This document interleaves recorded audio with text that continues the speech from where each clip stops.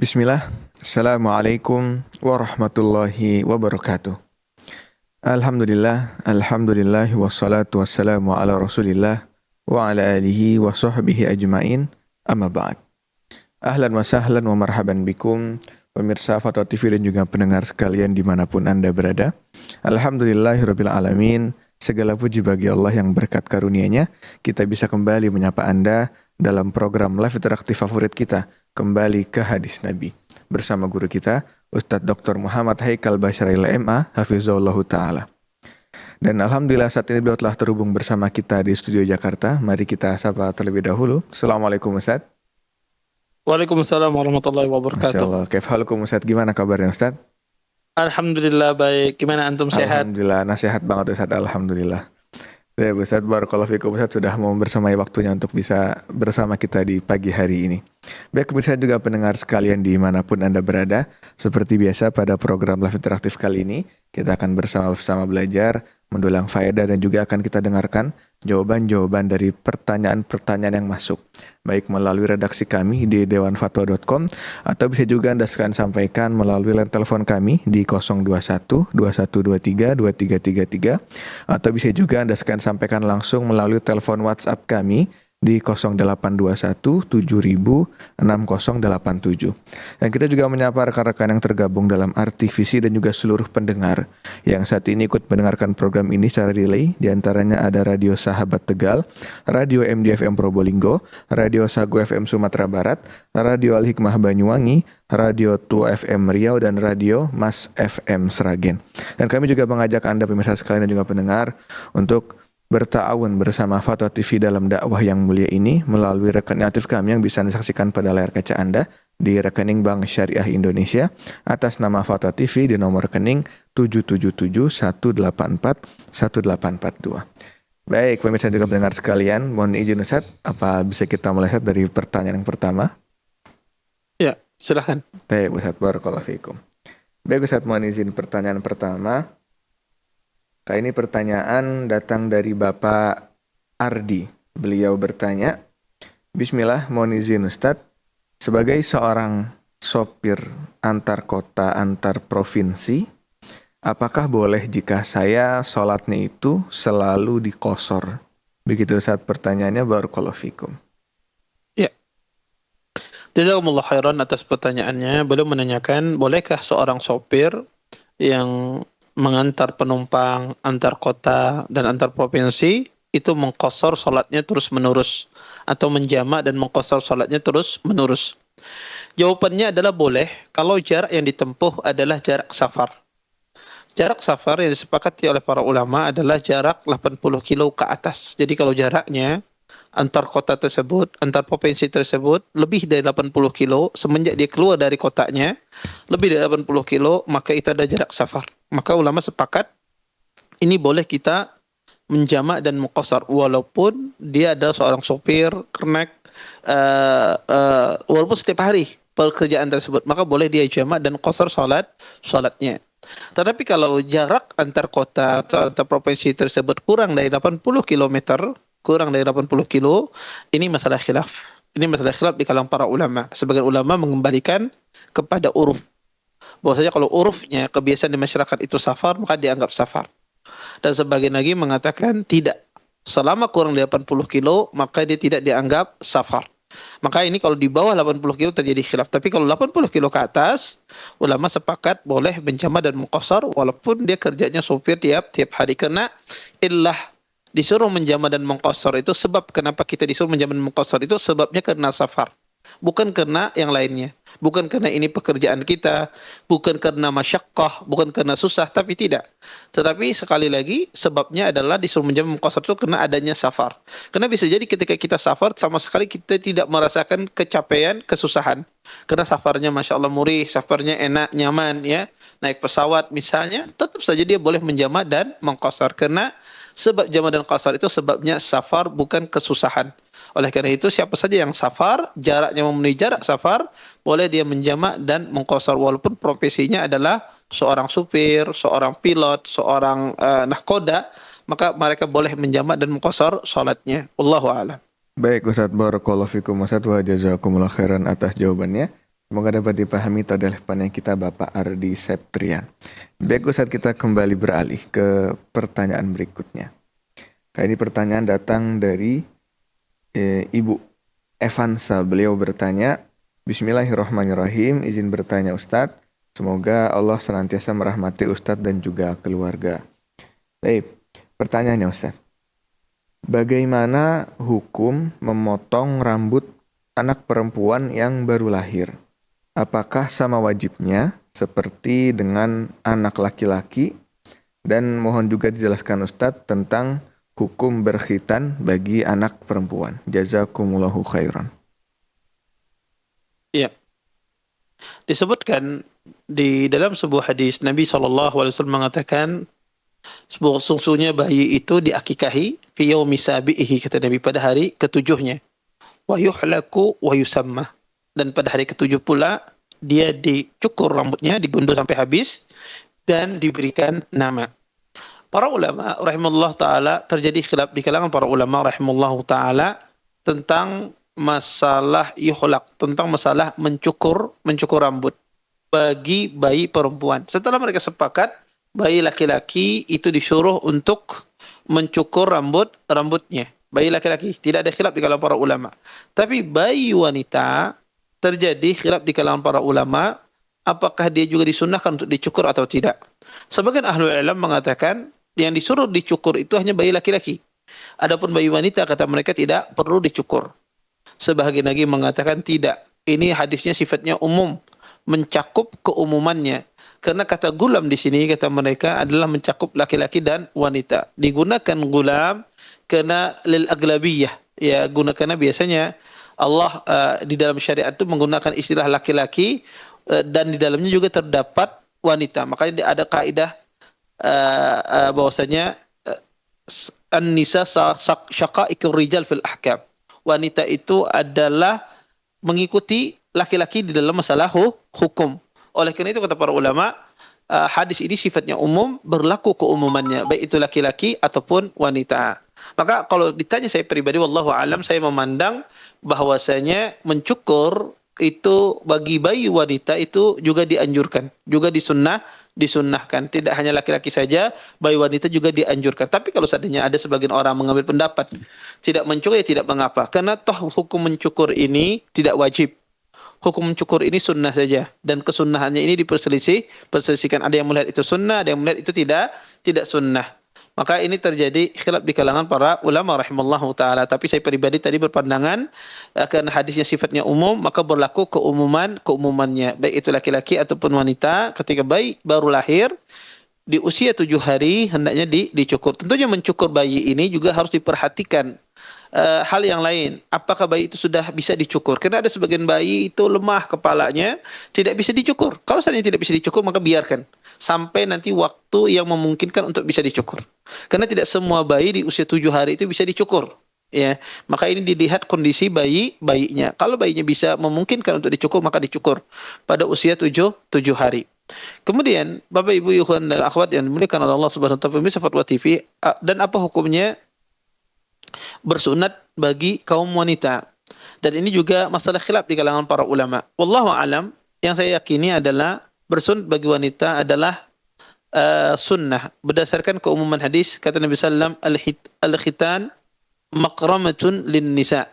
Kata Nabi sallallahu alaihi wasallam, sunat itu adalah kemuliaan bagi seorang wanita. Makramah, istilah makramah ini biasanya digunakan oleh ulama usul fiqh menunjukkan tentang sunnahnya sesuatu.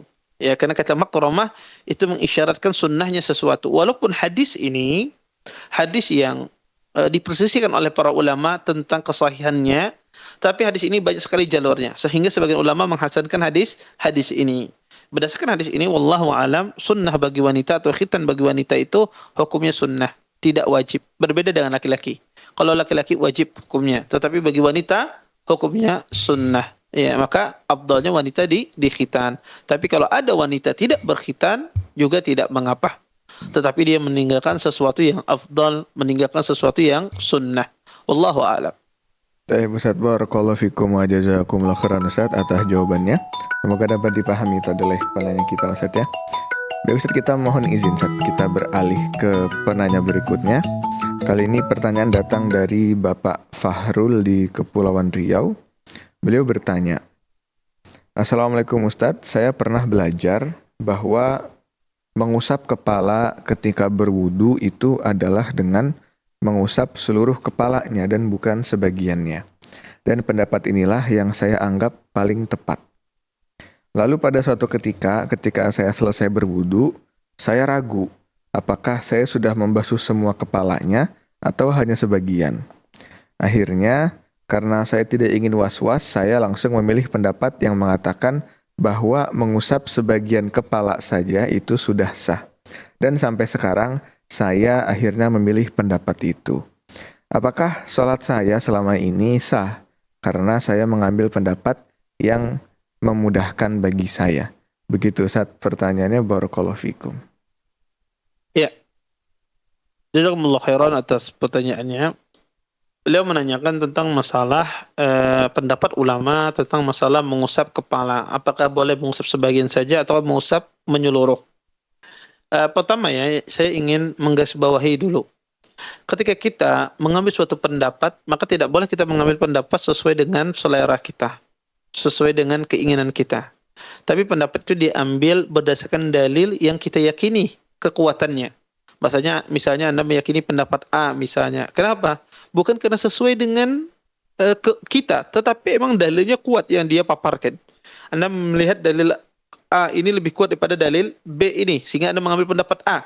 Makanya tidak ada masalah. Tapi kalau kita mengambil suatu pendapat dalam rangka sesuai dengan kemudahan bagi kita, ya, agar memudahkan bagi kita, agar cocok dengan kita, ya, maka ini tidak boleh. Ya, ini tidak boleh dan bisa jadi dia berdosa. Karena meninggalkan sesuatu yang rajih yang dia ketahui dan mengambil sesuatu yang marjuh, sesuatu yang lemah, padahal dia tahu itu adalah lemah. Ini poin yang penting. Jadi ketika kita mengambil suatu pendapat, tidak boleh mengambil pendapat itu mana yang cocok untuk kita, tapi yang kita cari adalah mana dalilnya yang lebih kuat, kita bandingkan di antara pendapat-pendapat yang ada tersebut, mana dalilnya yang lebih kuat, maka itulah yang kita ambil. Kalau seandainya pendapat ini salah, ketika kita mengambil pendapat ini keliru, maka kita dapat pahala. Kata Nabi, seorang hakim ia berijtihad, dia salah dapat 1, dia benar dia dapat 2. Jika Anda salah, qadarullah misalnya nanti di hari kiamat kelak, ya, Anda salah, ternyata pendapat A yang benar, Anda ngambil pendapat B. Karena Anda meyakini pendapat B ini yang rajih, yang kuat berdasarkan dalilnya, ternyata salah. Anda dapat pahala. Tapi kalau Anda tahu pendapat B ini sudah salah, tetapi Anda tetap ambil, maka di sini Anda bisa jadi dapat dosa. Kenapa? Karena meninggalkan sesuatu yang benar sedangkan Anda mengetahuinya. Iya. Yang kedua, tentang masalah mengusap kepala. Mengusap kepala ini, ya, terjadi khilaf kalau para ulama. Ada 2 pendapat. Ada yang mengatakan mengusap cuma beberapa helai saja, bagian depan rambut. Dan ini dinisbatkan kepada mazhab Syafi'i. Pendapat yang kedua adalah mengusap sebagian besar kepala, bukan seluruhnya, tapi sebagian besar. Jadi ketika kita mengusap itu pasti ada bagian yang tidak kena. Mungkin ada bagian yang tidak kena, maka tidak ada masalah. Yang penting sebagian besarnya dia usap. Bukan seluruh rambutnya. Harus semuanya kena, tidak. Tapi sebagian besar rambut itu kena usapan. Maka itu pendapat yang kedua. Bukan seluruhnya, tapi sebagian besarnya itu kena usapan. Ya. Maka wallahu a'lam, pendapat yang rajih adalah pendapat yang kedua ini, yaitu sebagian besarnya itu kena usapan. Kenapa? Karena praktek Nabi berwudu demikian. Nabi berwudu di dalam hadis Utsman bin Affan radhiyallahu taala anhu disebutkan wa masaha bi ra'sihi aqbala biwajhihi ila qafah summa adbara bihima. Disebutkan dalam sebuah hadis Nabi SAW membasuh kepala beliau dari wajah beliau dari depan sini, ya, kemudian sampai ke belakang, sampai ke tulang belakang, kemudian beliau kembalikan, ya. Maka kalau kita melihat hadis Utsman bin Affan radhiyallahu taala anhu, maka ini menunjukkan cara berwudu Nabi adalah mengusap sebagian besar kepala. Maka inilah kalau saya meyakini inilah pendapat yang paling kuat dalam masalah ini. Nah, kalau ditanya apakah sah salat saya selama ini Ustaz, ketika saya mengambil pendapat yang memudahkan saya, kita berharap insyaallah salat Anda sah, salat Anda diterima oleh Allah Subhanahu wa taala. Dan kalau Anda meyakini yang rajih adalah kebalikannya, maka hendaklah diamalkan kebalikannya. Ya, hendaklah diamalkan kebalikannya. Misalnya Anda meyakini yang rajih dan mengusap sebahagian besar, maka itu yang diamalkan. Bukan seseorang mengamalkan yang sesuatu yang marju, yang dia yakini itu tidak tidak kuat. Tapi karena ini sesuai dengan keinginan dia, akhirnya dia meninggalkan pendapat yang rajih. Makanya nanti ke depannya berusaha untuk mengamalkan sesuatu yang kita yakini kerajihannya, yang kekuatannya. Adapun yang telah berlalu, maka insya Allah ya salatnya diterima oleh Allah Subhanahu wa taala. Kita berharap kepada Allah, salat kita diterima oleh Allah, tidak perlu dia ulang, tidak perlu dia qada. Wallahu a'lam. Baik Ustaz, barakallahu fikum Ustaz wa jazakumullah khairan atas jawabannya. Semoga dapat dipahami tadi oleh penanya kita Bapak Fahrul Nofriansyah Ustaz ya. Baik Ustaz, sebelumnya kita sapa terlebih dahulu Ustaz penelpon kita di pagi hari ini. Ada Ibu Misrini di Lampung, kita sapa terlebih dahulu. Assalamualaikum Fatwa TV. Halo. Halo Ibu, Assalamualaikum Fatwa TV. Halo. Halo Ibu, Ibu Misrini di Lampung. Assalamualaikum Fatwa TV. Halo Ibu, bisa mendengar suara saya?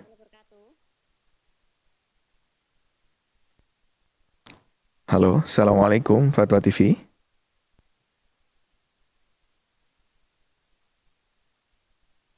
Baik Ustaz, sepertinya belum bisa tersambung Ustaz. Kita beralih terlebih dahulu ke pertanyaan berikutnya Ustaz ya. Baik Ustaz, pertanyaan ini datang dari Ibu Setiani di Kalimantan Timur. Beliau bertanya, Ustadz, kami punya anak laki-laki usia 3 tahun. Dan kami beri nama dia, namanya Nafi', yang artinya yang bermanfaat. Dengan harapan dia kelak akan menjadi seperti itu ya, ini menjadi orang yang bermanfaat. Sebelum memberi nama, kami telah mencari tahu nama-nama yang diperbolehkan dan juga dilarang semampu kami, baik dari internet, YouTube, ataupun buku-buku sunnah yang kami punya. Ternyata baru saja kami beli kitab Ensiklopedia Adab Islam, dan kemudian kami membaca bab At-Tasmiyah, dan dicantumkan di kitab tersebut tentang nama yang terlarang, salah satunya adalah Nafi', yang di catatan kakinya berdasarkan hadis riwayat Tirmidzi, Ibnu Majah, Al-Hakim, dan juga mensahihkan dan juga disetujui oleh Imam Az-Zahabi dan lain-lain dari sahabat Umar. Dan hadis ini juga ada dalam kitab Shahihul Jami' dan juga diriwayatkan oleh Muslim dari jalur Samurah. Dan sebab dilarangnya karena jika ada yang bertanya apakah di sana ada nafi' dan tidak ada, maka kemudian dijawab bahwa tidak ada nafi', yaitu tidak ada yang bermanfaat. Nah, apakah kami harus mengganti nama anak kami ya Ustadz? Untuk kedepannya kami jadi khawatir memberi nama anak dengan kata sifat-sifat yang baik, namun pada akhirnya terdapat daftar nama lain di buku yang kami baca Ustadz. Apakah kami harus mengganti nama anak kami? Begitu Ustadz pertanyaannya. Jazakumullahu khairan. Baik.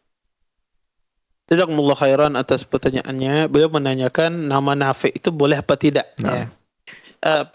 Pertama ya, emang ada hadis yang melarang seseorang menamai anak dengan nama Nafi'. Disebutkan di dalam Sahih Muslim, Nabi SAW dari hadis Samurah bin Jundub, nahana Rasulullah SAW an nusammiya raqiqana bi arba'ati asma, Aflah wa Rabah wa Yasar wa Nafi'. Kata Samurah bin Jundub, Nabi SAW melarang kami untuk menamakan budak-budak kami dengan nama-nama ini, di antaranya Aflah, Rabah, Yasar, dan Nafi'. Yasar dan Nafi'. Di sini disebutkan nama Nafi'. Itu dilarang diberikan nama kepada budak-budak. Maka berdasarkan ini kata para ulama, seseorang dilarang memberikan nama anaknya dengan nama Nafi', tetapi larangan di sini bukan larangan pengharaman. Tetapi larangan di sini adalah larangan tanzihiyah, larangan makruh ya, atau yang di bahasa kita ini istilahnya sekarang dengan istilah makruh ya, dimakruhkan, bukan haram. Artinya memberi nama Nafi' boleh nggak sama anak? Boleh, tapi makruh ya. Jadi kalau ditanya Ustadz, boleh nggak memberi nama anak dengan nama Nafi'? Jawabannya boleh, tapi makruh hukumnya ya. Kenapa jadi makruh? Karena adanya tadi larangan memberi nama anak dengan nama Nafi'. Tapi larangan ini bukan pengharaman. Kenapa? Karena di zaman Nabi ada budak yang bernama Rabah, tidak Nabi ganti. Tidak Nabi ganti. Kalau seandainya dalam hadis ini pengharaman, niscaya Nabi menyuruh mengganti. Tapi Nabi membiarkan nama budak tersebut dengan nama Rabah. Maka dari sini para ulama beristinbat bahwasanya pelarangan ini sifatnya cuma makruh. Jadi kalau seandainya ditanyakan tadi, Ustadz, apakah wajibkah saya ganti nama anak saya Nafi tersebut? Tidak wajib. Tidak wajib. Anda boleh memberikan nama anak Nafi, tapi hukumnya makruh. Tapi kalau saya ganti boleh tidak? Boleh saja. Kalau ada ingin mengganti yang lebih baik, misalnya, tidak masalah ganti Abdurrahman, Abdullah, misalnya, maka itu tidak mengapa. Wallahu a'lam. Baik Ustadz, barakallahu fikum Ustadz, wa jazakumullah khairan atas jawabannya. Semoga dapat dipahami itu oleh penanya kita Ibu Setiani di Kalimantan Timur. Baik Ustadz, kembali beralih ke pertanyaan berikutnya. Kali ini kita sapa terlebih dahulu Ustadz, Ibu Misrin di Lampung kembali terhubung. Kita sapa terlebih dahulu. Assalamualaikum Fatwa TV. Halo Ibu. Ibu Misreni. Halo, Assalamualaikum Fatwa TV. Bisa mendengar suara saya Ibu? Halo, Assalamualaikum Fatwa TV.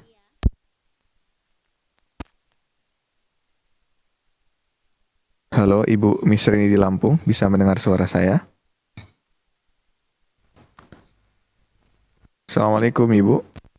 Enggak masuk suaranya. Halo, Ibu, sudah terdengar?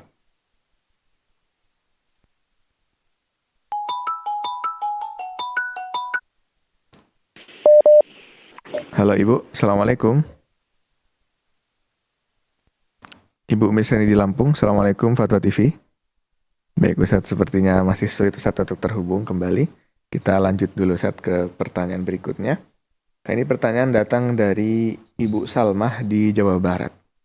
Pertanyaannya Ustadz, saya dan suami sudah menikah selama 5 tahun lebih.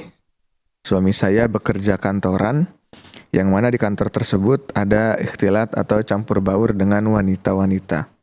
Dan terkadang dalam urusan pekerjaan juga sering ada agenda dinas keluar kota atau bahkan keluar negeri bersama wanita yang bukan mahramnya, bahkan bisa berduaan atau bersama beberapa orang. Terkadang cuma sehari atau bahkan bisa beberapa hari. Dan terkadang juga di kantornya ada acara-acara yang kurang bermanfaat seperti acara santai kumpul bersama atau sekedar makan bersama teman-teman wanitanya tadi di rumah makan atau bahkan dalam acara ulang tahun yang sering pasti mengadakan acara nyanyi-nyanyi dan memanggil biduan. Yang mana hal tersebut sering membuat saya dan juga suami bertengkar karena saya tidak suka jika suami saya sering kumpul-kumpul atau bepergian dengan wanita lain. Mohon bagaimana solusinya Ustadz? Sekian, terima kasih. Wassalamualaikum warahmatullahi wabarakatuh. Ya. Jazakillah khairan atas pertanyaannya. Ya, beliau menanyakan tentang masalah suaminya yang bekerja di tempat yang ikhtilat, campur baur antara laki-laki dengan wanita yang tidak ada batas.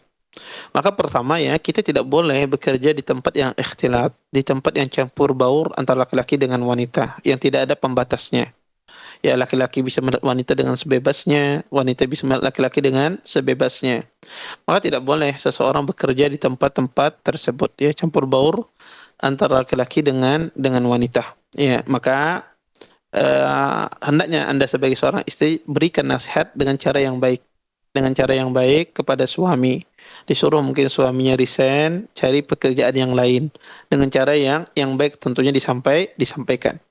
Terlebih lagi tadi disampaikan banyak sekali mudaratnya. Dia safar berduaan dengan wanita, kemudian kumpul dengan acara yang tidak jelas, mengundang bidan wanita, dan ini tentu tidak boleh. Semuanya ini ada sesuatu yang haram. Maka hendaknya dibicarakan baik-baik kepada suami kalau lingkungan kerjanya semacam itu, ikhtilat. Maka disuruh suami untuk ikhtiar, cari kerja yang lain yang lebih menjaga dirinya. Tentu disampaikan dengan cara yang baik, dengan cara yang lembut, dengan cara yang hikmah, ya. Selayaknya seorang istri menyampaikan kepada suaminya.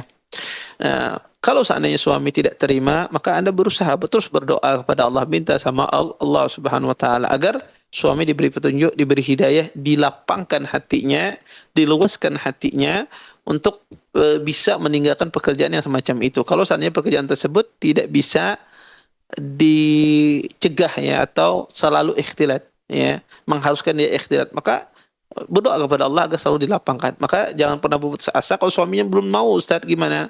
Suami tidak mau, tidak mendengarkan saya, terus didakwahi, terus disampaikan dengan cara yang baik, dan terus berdoa kepada Allah, dan mudah-mudahan suaminya dilapangkan hatinya oleh Allah sehingga dia mencari pekerjaan yang layak, pekerjaan yang tidak bercampur baur antara laki-laki dengan wanita. Syukran, wassalamualaikum.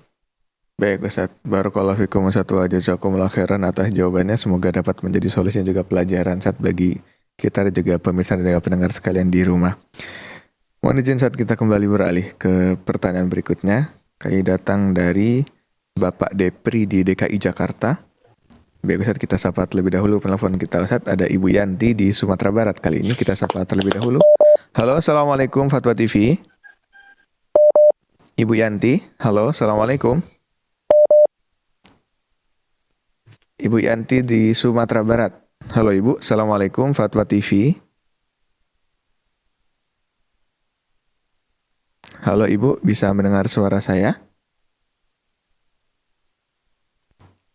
Halo, Assalamualaikum.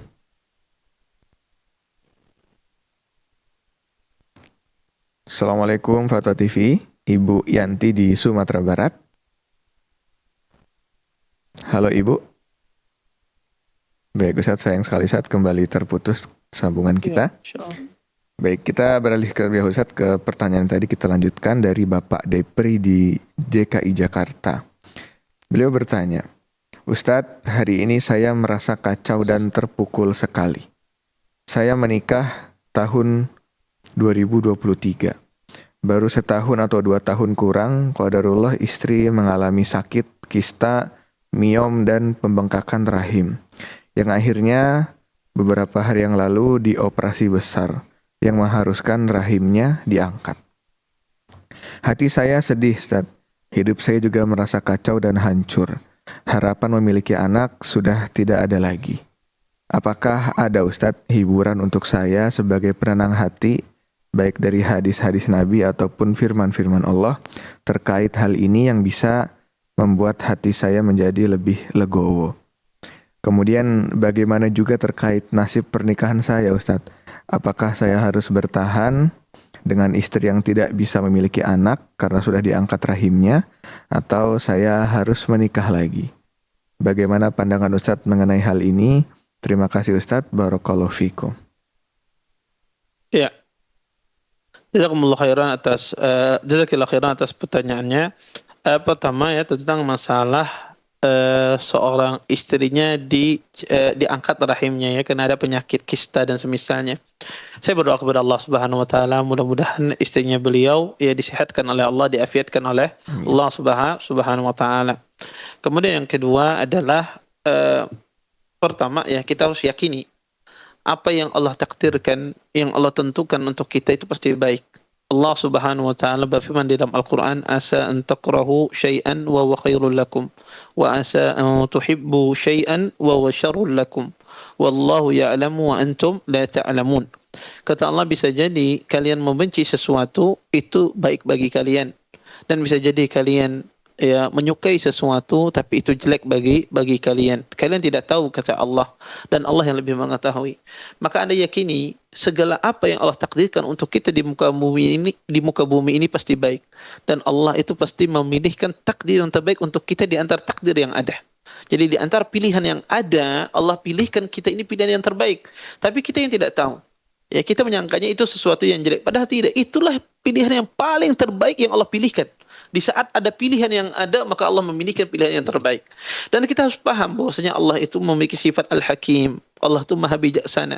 Ya, Allah itu Maha bijaksana. Maka Allah itu tidak akan pernah berbuat zalim kepada hambanya. Allah itu akan selalu berlaku adil kepada hambanya. Maka kita harus pahami, ketika kita dapat ujian semacam ini, maka Allah itu pasti dengan kehakimannya, dengan kehikmahnya, ya, dengan kelembutannya, ya, pasti Allah carikan sesuatu yang paling baik dalam kehidupan kita. Karena Allah tidak mungkin zalim. Yang ketiga, kita ini tidak tahu ya apa yang akan terjadi pada kita ini di masa yang akan mendatang. Dan kita sendiri ini tidak tahu tentang kehidupan kita ini secara mendetail, tapi Allah tahu tentang kehidupan kita ini secara mendetail. Sebelum kita diciptakan, ya, sampai kita diciptakan dan setelah kita meninggal, maka Allah tahu ya sejarah kehidupan kita ini kemana ujungnya, kemana apa yang harus kita alami. Ketika Allah ya mengetahui kehidupan manusia secara detail, ya, maka kita harus bersunudzan kepada Allah. Ya, karena kita tidak tahu, pastilah Allah tahu bahwasanya ini yang terbaik bagi hambanya. Kalau seandainya dia memilih ini, maka tidak akan baik dalam kehidupannya. Maka dengan demikian seorang muslim selalu dia berhusnuzan, berbaik sangka kepada Allah. Ketika diambil anaknya, ketika diangkat rahimnya, maka harus dia yakini ini pasti yang terbaik dalam kehidupannya. Tidak ada kebaikan ya selain ini. Maka ini yang menjadikan motivasi kita untuk selalu berhusnuzan, berbaik sangka kepada Allah Subhanahu wa taala. Kemudian yang kedua, kita harus sabar bahwasanya ini berupa ujian. Dan kita harus yakini ujian itu ya, ketika Allah menguji hambanya, terdapat banyak faedah yang diambilkan. Pertama, orang itu kalau diuji oleh Allah, bisa jadi Allah itu ingin menghapuskan dosa kita. Bisa jadi dosa kita itu terlalu banyak, kemudian Allah ingin menghapuskan dosa kita dengan ujian semacam ini. Kemudian yang kedua, Allah itu menginginkan kebaikan kepada kita. Di antara bentuk kebaikan dengan musibah ini adalah Allah Subhanahu wa taala menjadikan hamba tersebut banyak beribadah. Kadang manusia ini kalau tidak diuji oleh Allah, dia tidak beribadah kecuali satu ibadah saja. Bahkan ibadahnya monoton. Ya, cuma salat, zikir. Tapi ketika diuji, dia bangun salat malam. Dia berdoa dengan khusyuk, meneteskan air matanya sepertiga malam akhir. Maka muncul dari hamba ini banyak ibadah. Yang asalnya dia lalai di dalam berdoa menjadi khusyuk hatinya dalam berdoa kepada Allah, dan Allah menginginkan demikian. Allah inginkan hamba ini banyak beribadah. Dengan diuji, muncul dari hamba ini banyak ibadah. Kadang Allah menguji hamba, Allah ingin meninggikan derajat hamba sehingga menempatkan dia di surga yang paling tinggi, tetapi amalannya tidak cukup, amalannya tidak bisa menyampaikannya. Maka dengan ujian tersebut, maka ujian itu menyampaikan amalannya, menyampaikan dia ke surga. Ya. Allah cinta kepada hamba ini, ingin menempatkan dia di surga paling tinggi, tapi amalannya tidak bisa. Tidak seperti amalan para nabiyin, tidak seperti amalan para siddiqin, ya. Tetapi Allah ingin menempatkan mereka di posisi yang paling tinggi, surga Firdaus. Maka Allah Subhanahu wa taala uji dengan berbagai macam ujian, sehingga dengan ujian tersebut dia ya mendapatkan surga yang tertinggi. Ya. Maka muslim harus yakin ya bahwasanya di balik ujian tersebut ada sejuta hikmah, sejuta faedah, baik faedah itu yang dia ketahui ataukah dia tidak ketahui. Dan kita harus yakin Allah ketika menguji hambanya, Allah tidak ingin membinasakan hamba. Allah tidak ingin membinasakan hambanya karena dia sayang kepada hambanya. Tetapi ini bentuk kasih sayang Allah kepada hamba tersebut, memilihkan sesuatu yang mungkin zahirnya jelek, tapi di dalamnya, di belakangnya terdapat kasih sayang Allah yang begitu besar yang kita tidak mengetahuinya. Kemudian kalau sebagai seorang suami, ya, kalau mendapati istri semacam ini, apa yang harus saya lakukan? Tentu istri semacam ini harus dipertahankan, ya. Sedaknya dia mempertahankan istrinya, jangan mungkin dicerai, dan ini tidak benar. Ya, maka disinilah makna seseorang itu berkasih sayang, cinta, berbuat baik kepada pasangannya. Tetapi di dalam Islam, kalau kondisi semacam ini boleh dia menikah lagi, ta'addud, karena dia ingin punya keturunan. Maka istri jangan melarang. Istri yang pertama, maka jangan melarang. Kalau kondisinya misalnya dia tidak bisa memberikan keturunan, maka tidak ada masalah. Suaminya menikah, ya. Kenapa? Karena ini penting, ya, seseorang punya keturunan yang mendoakan dia. Dan insya Allah ketika Anda mengizinkan suami Anda ini untuk menikah yang kedua, ya, maka insya Allah Allah akan mudahkan, ya, dan Allah berikan ganjaran pahala yang luar biasa karena membantu seorang suaminya untuk apa? Pertama, memiliki keturunan, yang kedua membantu suaminya juga untuk menjaga dirinya dari fitnah, dari syahwat, ya. Maka insya Allah sang istri pertama itu dia mendapatkan pahala besar di sisi Allah Subhanahu wa taala. Wallahu a'lam. Baik Ustaz, barakallahu fikum Ustaz, wa jazakumullah khairan atas jawabannya. Semoga dapat dipahami dan juga bisa menjadi jalan keluar Ustaz ya bagi tadi penanya kita Ustaz di DKI Jakarta. Kembali beralih Ustaz ke penanya berikutnya. Kayaknya tadi Ibu Misrani akhirnya mengirimkan kita pertanyaannya Ustaz. Beliau bertanya, Ibu Misrani dari Lampung. Assalamualaikum Ustaz, izin bertanya. Kalau kita sudah berwudu, kemudian kita bersentuhan tangan dengan suami Ustaz. Kemudian apakah apakah wudunya itu batal atau tidak Ustaz? Kemudian pertanyaan kedua Ustaz, bagaimana cara berwudu bagi orang yang berpuasa? Apakah dia boleh berkumur atau tidak ketika sedang berpuasa. Begitu Ustaz pertanyaannya, jazakumullahu khairan. Baik. Jazakumullah khairan atas pertanyaannya. Beliau menanyakan tentang masalah apakah tersentuh istri itu membatalkan wudhu atau tidak. Jawabannya adalah menyentuh istri itu merupakan perkara khilaf di kalangan para ulama. Apakah dia membatalkan wudhu atau tidak? Ini perkara khilaf di kalangan para ulama. Sebagian ulama di antaranya dalam mazhab Syafi'i memandang bahwasanya menyentuh istri itu membatalkan wudhu. Ya, karena mereka menafsirkan aula mastumun nisa, itu menafsirkan dalam ayat tersebut adalah menyentuh, bukan berhubungan intim. Sehingga mereka melahir ayat, mereka tafsirkan bahwasanya yang menyentuh wanita itu membatalkan wudhu, baik itu istrinya ataupun bukan istrinya. Sebagian ulama memandang menyentuh wanita itu tidak membatalkan wudhu seseorang, baik itu istri ataupun bukan istri. Mereka memahami ayat yang dipahami oleh mazhab Syafi'i, memahami bagaimana ayat tersebut adalah bukan menggauli, bukan menyentuh tapi menggauli. Ya, menggauli. Yang kedua, mereka berdalil dengan hadis ya Aisyah radhiyallahu taala anha yang salat ya, yang Nabi SAW salat, kaki Aisyah di depan Nabi SAW, mu'taridah, kaki Aisyah terbentang di depan Nabi SAW. Setiap kali Nabi salat, Nabi pindahkan kaki Aisyah. Di sini Nabi SAW menyentuh Aisyah di waktu salat beliau, tetapi beliau tidak membatalkan wudhunya. Nabi SAW tidak membatalkan wudhunya. Oleh karena itu, kata mereka, menyentuh istri itu tidak membatalkan wudhu. Ya. Kalau saya pribadi, wallahu alam, saya condong kepada pendapat yang mengatakan tidak batal wudhunya. Kenapa? Karena tadi dalilnya Nabi menyentuh Aisyah, beliau tidak mengulangi wudhunya. Adapun dimasuk ke dalam ayat tersebut adalah maknanya adalah menggauli istri, bukan menyentuh istri sebagaimana penafsiran dari sahabat yang mulia Abdullah bin Abbas radhiyallahu taala anhuma. Wallahu alam. Baik Ustaz, barakallahu fikum. Yang kedua, masalah berkumur-kumur di waktu puasa, apakah boleh atau tidak, ataukah membatalkan puasa? Berkumur-kumur di waktu puasa itu tidak membatalkan puasa. Berkumur-kumur di waktu puasa itu tidak membatalkan puasa. Dan berkumur-kumur di waktu puasa tidak makruh, boleh ya ketika berwudu, tetapi dianjurkan tidak mubalaghah. Tidak mubalaghah itu artinya tidak penuh mulutnya dengan air, diisi sebagian saja, tidak sampai penuh. Seperti itu ketika kita sedang berpuasa. Wallahu a'lam. Baik Ustaz, barakallahu fikum Ustaz, wa jazakumullahu khairan atas jawabannya. Semoga dapat dipahami dan juga menjadi solusi tadi bagi penanya kita Ibu Misrini di Lampung Ustaz. Kembali beralih Ustaz ke pertanyaan terakhir mungkin Ustaz untuk menutup perjumpaan kita. Pertanyaan dari Ummu Yodi di Pekanbaru, beliau bertanya, perihal apakah ana boleh Ustaz menanyakan tentang keadaan bapak saya yang sudah meninggal? Karena bapak saya itu meninggalnya dalam kondisi musibah terbakar saat berada di sawah. Karena katanya ada satu doa yang agar kita bisa dilindungi dari kematian akibat terbakar. Tapi ada juga yang mengatakan bahwa kalau meninggalnya itu terbakar berarti meninggal dalam keadaan syahid. Dan ada juga yang bilang kalau api itu bagian dari jenis penyakit ain yang membahayakan. Begitu Ustaz pertanyaannya, barakallahu fikum. Ya, jazakumullah khair atas pertanyaannya ya. Mati dalam kondisi terbakar ya, ahlul ilm ya menjelaskan itu adalah termasuk bagian dari mati syahid. Ya, mati syahid. Disebutkan dalam sebuah hadis ya, dari hadis Jabir ibn Atiq radhiyallahu taala anhu. Beliau mengatakan, Nabi SAW pernah bersabda, kata Nabi, ma ta'udduna syahadah.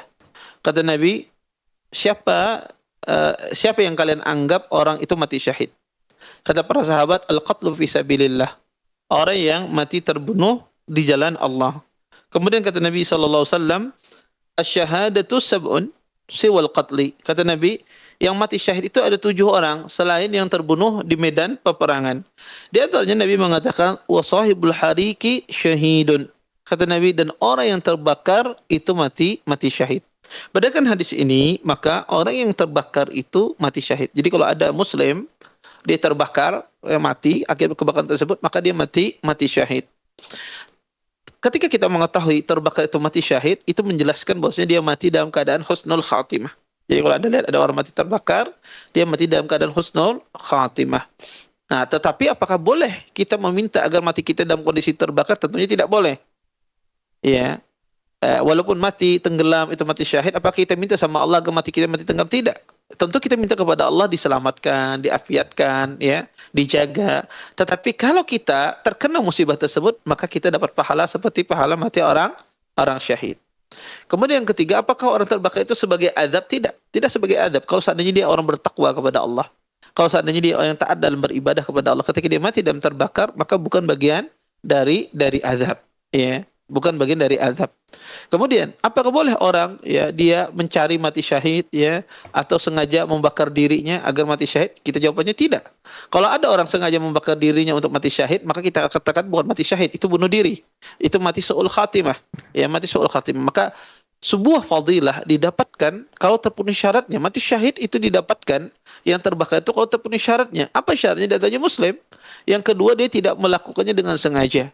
Kalau dia melakukannya dengan sengaja, maka dia tidak dapat fadilah ini. Wallahu a'lam. Baik Ustaz, barakallahu fikum Ustaz wa jazakumullah khairan atas jawabannya. Semoga dapat dipahami oleh penanya kita tadi Umu Yodi di Pekanbaru. Dan pertanyaan tadi juga sekaligus menutup perjumpaan kita Ustaz di pagi menjelang siang di hari Kamis ini. Dan kami ucapkan barakallahu fikum wa jazakumullah khairan kepada Ustaz yang telah bersedia meluangkan waktunya dan juga memberikan ilmunya kepada kita semua di pagi hari menjelang siang ini. Ustaz, barakallahu fikum. Baik, pemirsa juga pendengar sekalian, usai sudah perjumpaan kita pada program interaktif Fatwa TV, kembali ke hadis Nabi bersama guru kita tadi Ustadz Dr. Muhammad Haikal Basrail MA hafizahullah ta'ala. Dan sebelum kami tutup, kami kembali mengajak Anda untuk bisa manfaatkan peluang dalam bersama Fatwa TV dalam ta'awun dalam dakwah yang mulia ini melalui rekening advokasi kami yang bisa disaksikan pada layar kaca Anda di rekening Bank Syariah Indonesia atas nama Fatwa TV di nomor rekening 777-184-1842. Dan kami juga ingatkan bahwa setiap sore di jam 3:30 setiap hari Kamis akan ada live serial Zikir-Zikir yang Sahih dalam Ibadah bersama guru kita Ustadz Dr. Muhammad Haikal Basrail MA hafizahullah ta'ala setiap hari Kamis di jam 3:30 sore. Kami ucapkan barakallahu fikum wa jazakumullah khairan kepada pemirsa dan juga pendengar sekalian atas partisipasi Anda semuanya dalam aktif menyampaikan pertanyaan baik melalui rekening kami, baik melalui redaksi kami di dewanfatwa.com atau juga menyampaikan melalui telepon kami. Dan terakhir kami mewakili kru yang bertugas pada hari ini pamit undur diri dari ruang dengar Anda juga layar kaca Anda sekalian. Kami ucapkan barakallahu fikum wa jazakumullah khairan. Assalamualaikum warahmatullahi wabarakatuh.